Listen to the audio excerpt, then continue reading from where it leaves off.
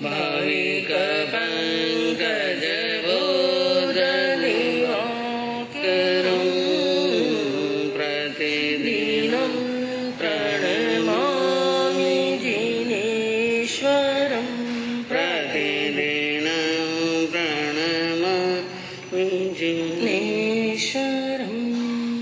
जय जय हो सदा जिनवर की, जय जय हो सदा जिनवर की।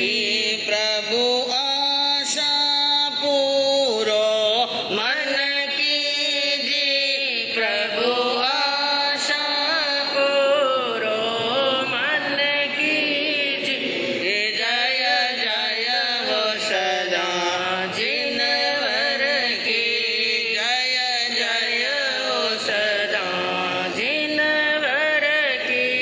प्रभु कर्म काट शिव पाया, प्रभु कर्म काट शिव पाया।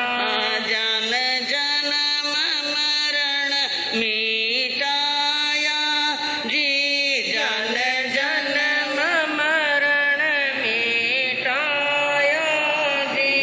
जय जय हो सदा जिनवर की।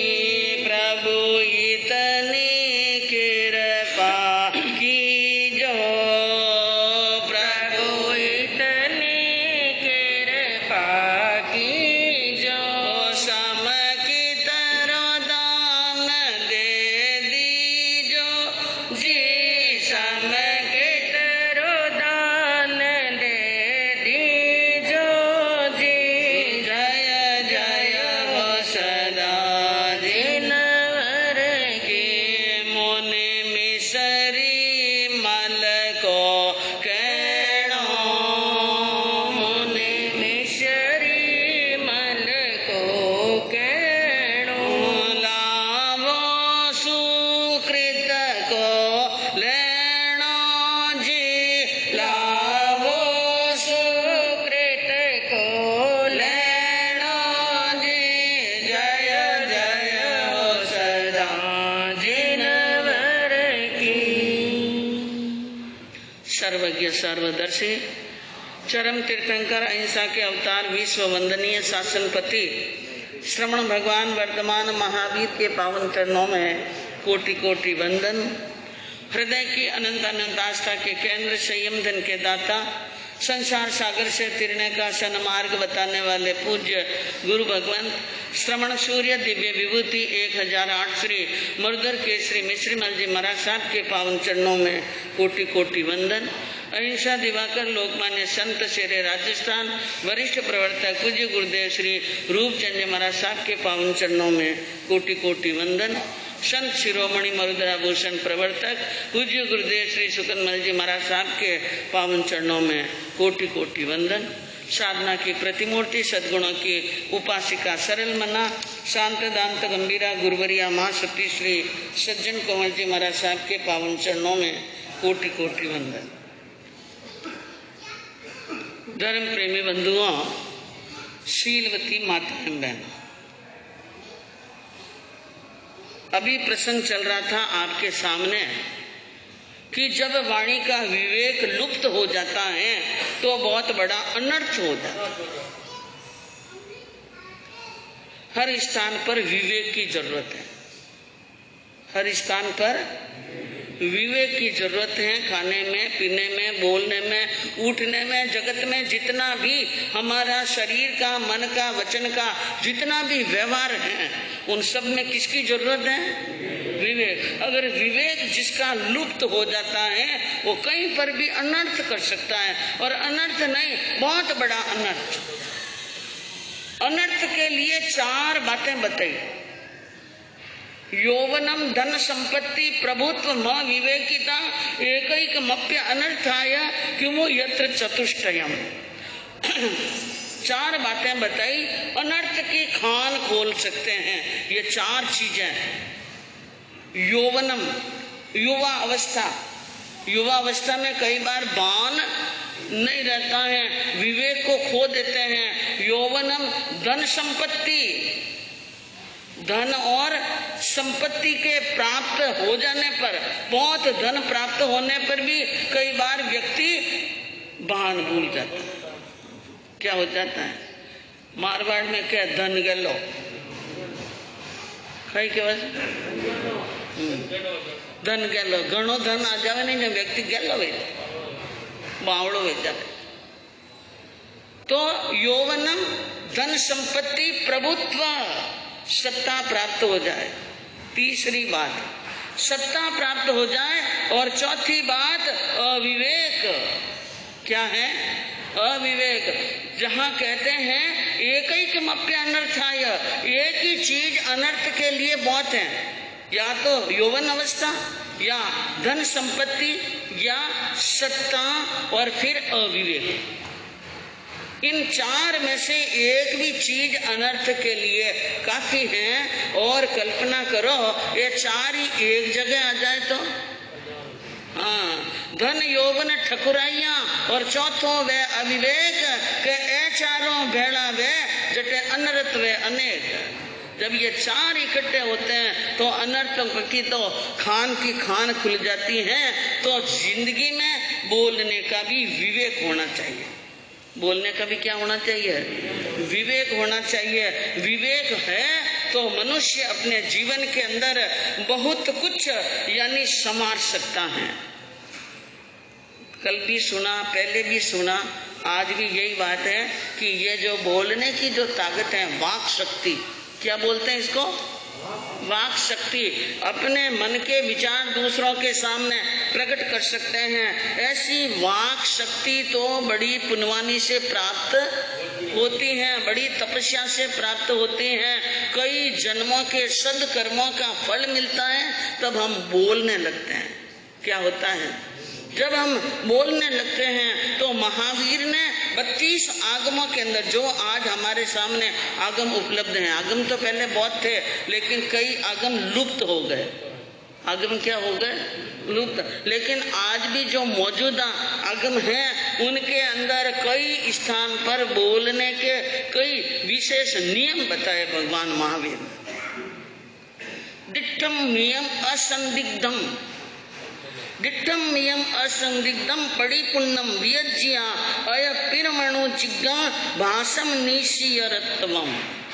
भगवान ने कहा कि आत्मावान ज्ञानी साधक और पंडित पुरुष को चाहिए कि वो दृष्ट शब्द बोले। दृष्ट यानी अनुभूत किए हुए, जो शब्द तुमने अनुभूत कर लिए हैं, अनुभव में ले लिए हैं कि ये शब्द मुझे यानी अच्छे लगते हैं और ये शब्द मुझे अच्छे नहीं लगते हैं। तो नहीं लगते हैं वैसे शब्द अपने मुंह से कभी भी किसी के लिए नहीं निकालना, और जो शब्द आपको बहुत अच्छे और प्रिय लगते हैं उन शब्दों का ही भाषण और व्यवहार में लाना चाहिए। दृष्ट, परिमित और नपे तुले शब्द, ज्यादा नहीं बोलना।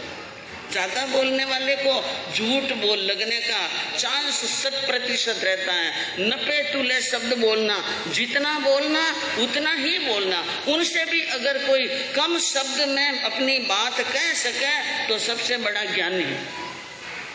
क्योंकि कहते हैं कि तुले जो पर्वत तोल, मोल नहीं मूर्ख तणो, न महापुरुषों बोल नग नग भारी नौपला। कि एक मूर्ख व्यक्ति यानी बड़े बड़े शब्द भी बोल दे और ऊंचे ऊंचे शब्द बोल दे, उनका कोई मूल्य नहीं है। उनको पर्वत के जितने बड़े शब्द भी बोल दे तो मोल नहीं मूर्ख तणो न महापुरुषारा बोल। महापुरुष एक दो अक्षर का शब्द भी बोल दे तो नग नग भारी नौपला। एक एक पर्वत से भी वो शब्द क्या होते हैं? भारी होते हैं। तो नपे तुले शब्द बोलना, संदेह रहित बोलना, वाणी ऐसी बोलना जिसमें सामने वाले को कोई संदेह न हो, और अधूरी कटी छंटी बात नहीं कहना। आधी अधूरी बात कह दी, आधी बात तो कह दी, आधी तो मने ठाको निशा तो जब मुंडो खोलिए क्यों? मुंडो बंद रखना ना, कने जब बात पूरी ठाई ज कोनी तो तूड़िया लगावनार काम करे क्यों, आग लगावनार काम करे कौन। और आग लगावनो काम करे तो याद रखजो, आज कटी दूसरी जगह आग लगा रिया, कल थारे घर में ही आग लाग गई, कल घर में कहीं लाग जावेला, आग लग जाएला। आग मत लगाओ, किसी को किसी से यानी दूर करने की कोशिश मत करो, और आपकी यह कला बहुत भारी पड़ सकती है जीवन के अंदर। याद रखो, कभी कभी क्या होता है, कुछ ऐसे चापलूस लोग पीछे लग जाते हैं, अच्छे अच्छे व्यक्तियों के कान भरते रहते हैं, कान भरते रहते हैं, कान भरते रहते हैं। जब आग लगे और जब धुआं उठे और लपटें उठे, बड़े खुश होते हैं। किस बात के खुश होते हो? उन लपटों में तुम ही जलने वाले हो, तुम ही खत्म होने वाले हो और तुम्हारा ही सर्वनाश होने वाला है। याद रखना, ये बातें कभी झूठी जाने वाली नहीं है। कभी किसी को नीचा दिखाना, कभी किसी के कान भरना, कभी किसी के प्रति किसी के मन में द्वेष पैदा करना, ये करना बहुत अच्छा है। आज का मनोरंजन हो सकता है, लेकिन कल आपके लिए यह बहुत बड़ा खतरे का घंटी बज सकती है। जिंदगी में बोल नहीं सकेंगे किसी के सामने, जब ऊपर वाले की लाठी पड़ेगी ना तो आवाज नहीं आएगी। क्या नहीं आएगी? अंदर ही अंदर रोना पड़ेगा, किसी को कह भी नहीं सकते हैं। आधी अधूरी बात नहीं करनी, दूसरों को उद्विग्न करे ऐसी बात भी नहीं करनी, क्योंकि वाणी में वो ताकत है। एक व्यक्ति सदा सुंदर बोलता है, स्पष्ट बोलता है और मित भाषा में बोलता है और मधुर बोलता है, उनके तो सरस्वती अपने आप ही सिद्ध हो जाती है, वो वचन सिद्ध हो जाता है। क्या हो जाता है साहब?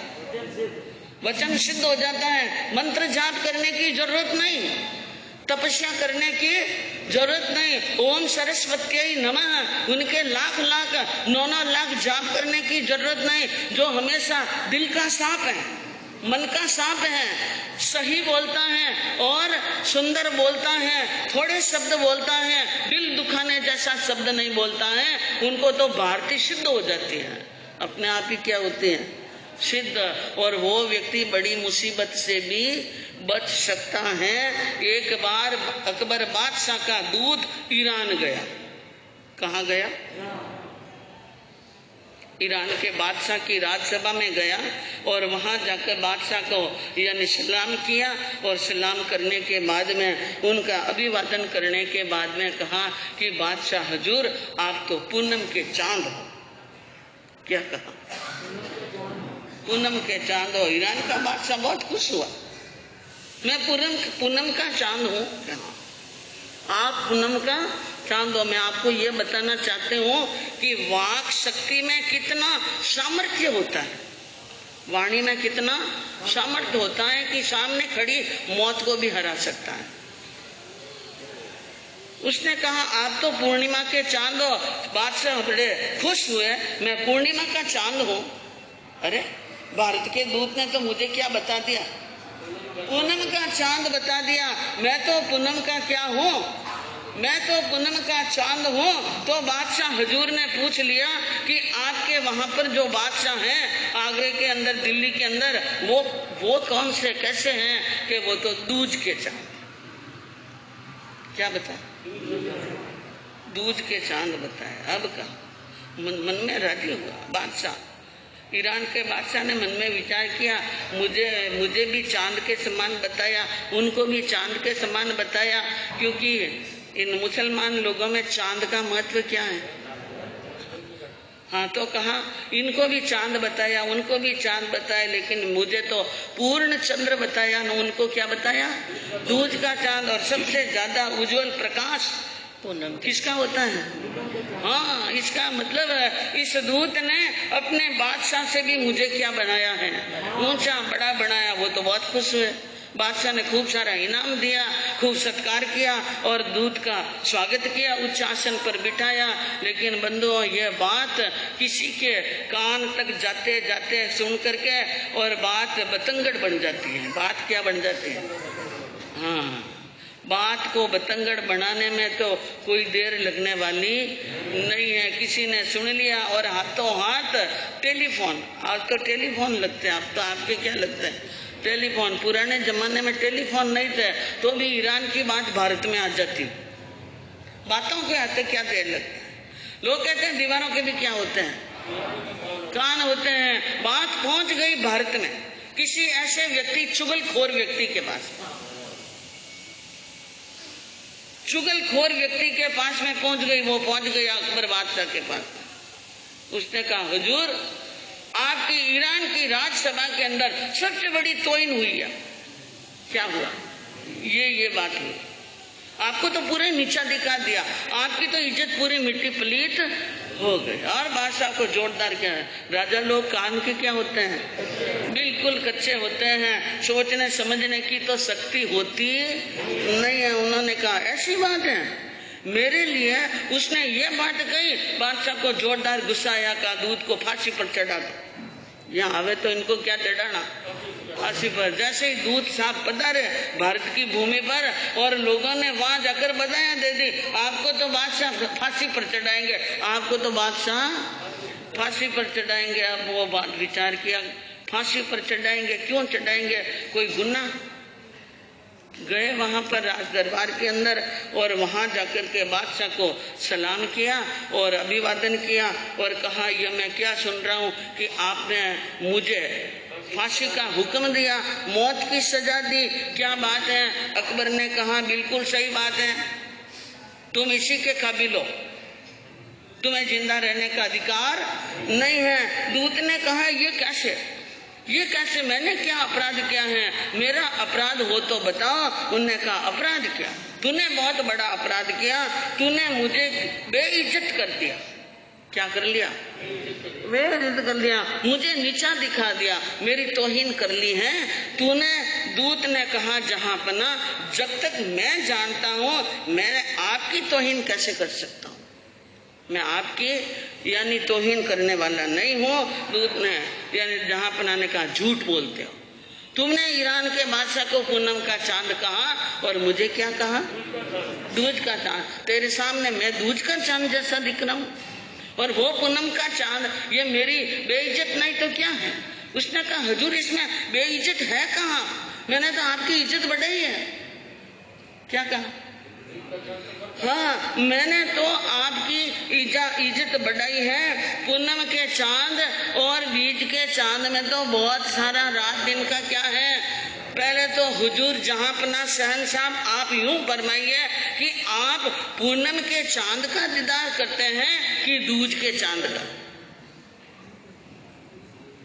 दूज के चांद, दूज के चांद का दीदार करते हैं।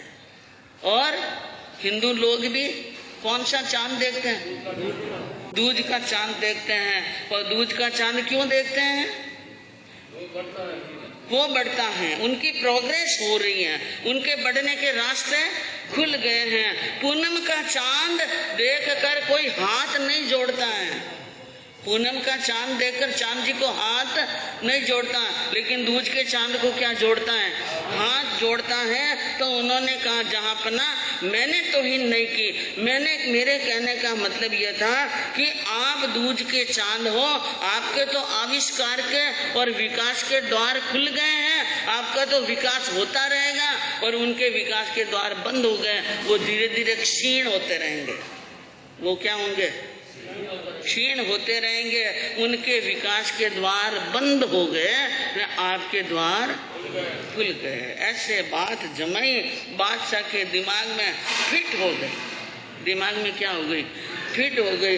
उन्होंने अपनी चतुराई से, अपनी वाक शक्ति से संतुलन बिठा दिया। बादशाह हुजूर खुश हो गए और खुश होकर के जो फांसी की सजा तो रद्द कर दी, ने बहुत सारा क्या दे दिया, हाँ बड़ी इज्जत रख दी। ईरान के अंदर भारत के बादशाह को तो तुमने क्या बता दिया, दूध का चांद बना करके मेरी प्रोग्रेस, मेरे विकास, मेरी यश ख्याति की तूने वहां पर नौबत बजा दी है, मैं बहुत खुश हूं तुम्हारे ऊपर। तो यह है व्यक्ति की वाक शक्ति का प्रभाव। मौत की सजा को भी इनाम में बदल सकता है, बड़ा ओहदा मिल सकता है। बड़े बड़े व्यक्ति संकट के समय में प्राण बचा लेते हैं। मनुष्य के पास में शक्ति का अकूत भंडार है, कई प्रकार की प्रतिभाएं उसमें छिपी हुई हैं। बस हमें इंद्रिय और आत्मा को सन्मार्ग पर लगाना सीख जाए, सही दिशा में लगाना सीख जाए, तो हर प्राणी अपने जीवन में कई शक्तियों को उजागर कर सकता है और कई विकास कर सकता है। तो आपके सामने वर्णन चल रहा है पवन कुमार जी के जीवन का। किनका वर्णन? पवन कुमार जी, अंजना और पवन जी का वर्णन चल रहा है, जिसके अंदर आपने सुना मित्र को कहा पवन जी ने कि मैं अंजना के साथ में शादी करने वाला, मैं शादी नहीं करूंगा, इस प्रकार की बात कही। और पवन जी के मन के अंदर जो द्वेष पड़ा ना, ये राग और द्वेष ये नहीं निकले तब तक शांति मिलने वाली। पवन जी भी कोई सुखी नहीं है, पवन जी सुखी नहीं है। पहले तो खुश थे कि इतनी सुंदर और इतनी गुणवान पत्नी मुझे मिली, क्योंकि ये पत्नी भी गुणवान मिलना, सुंदर मिलना पूर्वले जन्म के क्या हो, पूर्वले जन्म के भाग्य हो तो घर में पत्नी सुंदर और भाग्यवान आती हैं। और तो वो तो पहले खुश थे, लेकिन अब वो ससुराल जाकर के नाखुश हो गए। उन्होंने कहा मेरे जैसा कर्महीन तो दुनिया में, होनहार के जोग से न बदला पवन कुमार, सज्जन को ऐसे कहे परणु नहीं यह नार। उसने कहा मैं इन पत्नी इसके साथ में शादी करने वाला नहीं हूँ, मैं इनको पत्नी नहीं बनाऊंगा, इनके साथ में शादी नहीं करूंगा। माने खोटो लागे जी के, माने खोटी लागे जी, ऐसी कन्या सो शादी करता भूंड लागे जी। रोटी खावे मोटी कैरी, गुण वीरा गावे, पुरसारी करे प्रशंसा, वाकी मस्ती कहावे, माने खोटी लागे जी के, माने खोटी लागे जी। ऐसी कन्या सो शादी करता भूंडी लागे जी। कहा मुझे बहुत खोटी लग रही है, अंजना अच्छी नहीं लग रही है, और ऐसी कन्या से शादी करता तो दुनिया मुझे दुराएगी। रोटी खावे मोटी कह रही, रोटी तो किसकी खाती है, मोटी रही न, गुण बीरा न गावे, गुण किसके गाती है, पर पुरुषारी करे प्रशंसा, पराये पुरुष की प्रशंसा करती हैं, स्तुति करती हैं, वो कभी सती नारी होने वाली नहीं है। और बढ़ती भेड़ घरे कुण गाले, कुण न्योत दरिद्र लावे।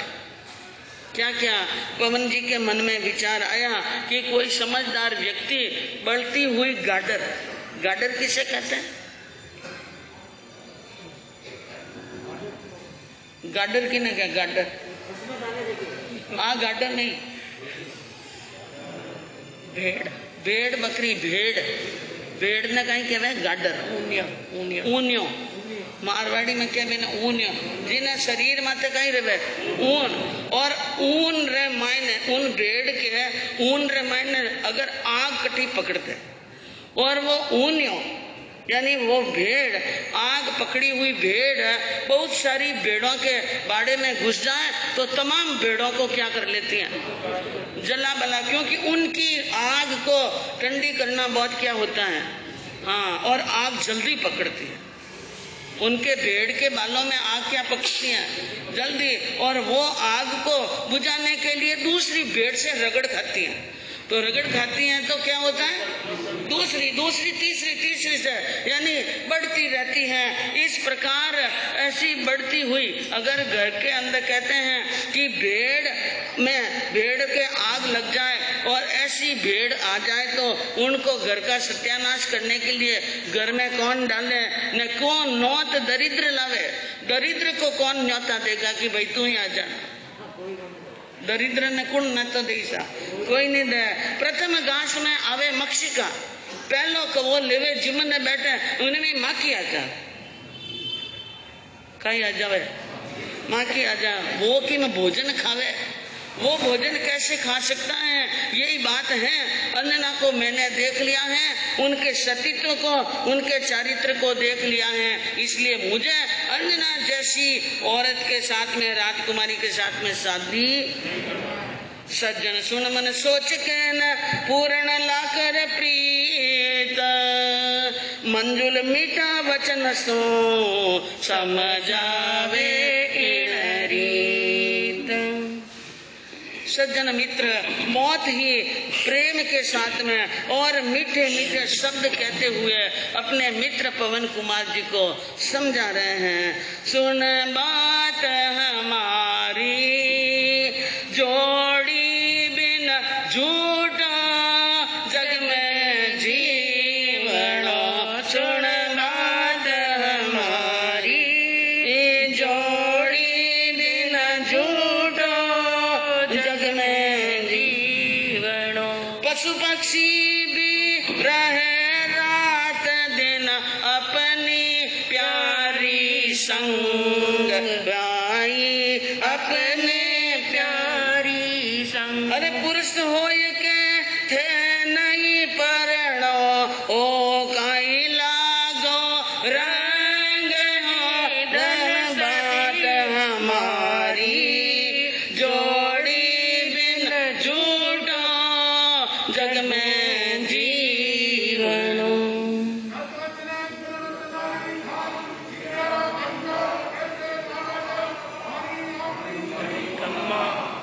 अब देखिए कहाँ पवन कुमार जी को मित्र सज्जन ने कि कैसी बात करते हो, मैं शादी नहीं करूंगा, शादी नहीं करूंगा तो कमारे रहेंगे क्या, अकेले रहेंगे क्या। अरे जोड़ी के बिना तो जिंदगी निकलने वाली नहीं है। ये पशु और पक्षी होते हैं ना, ये भी अपने प्यारी के संग रहते हैं और आप कहते हैं मैं शादी नहीं करूं, ये कैसा रंग लगा है, कोई वैराग आ गया।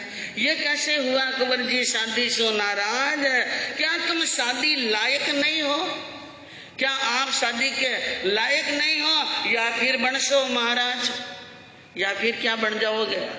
हाँ मैं कुमार जी दीक्षा ले, यो आप भी दीक्षा ले हो गए, वैराग आएग्यो गए, इन प्रकार का कर रिया है। दोनों मित्र आपस के अंदर बातचीत कर रहे हैं और बातचीत के अंदर समझा रहे हैं अपने मित्र को, आगे क्या समझाते हैं और क्या मानते हैं, पवन जी कैसे मानते हैं आगे सुनने से मालूम पड़ेगा। 30 जुलाई को रविवार के दिन नानी बाई के मायरे का भक्ति की शक्ति और भक्ति की मिसाल कैसे होती है भक्ति और कैसे की जाती है भक्ति, और भक्ति भी कोई सहज में होने वाली नहीं है। भाविक पंकज बोधनियो करूं प्रतिदिनं प्रणमामि जिनेश्वरं, प्रतिदिनं प्रणमामि जिनेश्वरं। जय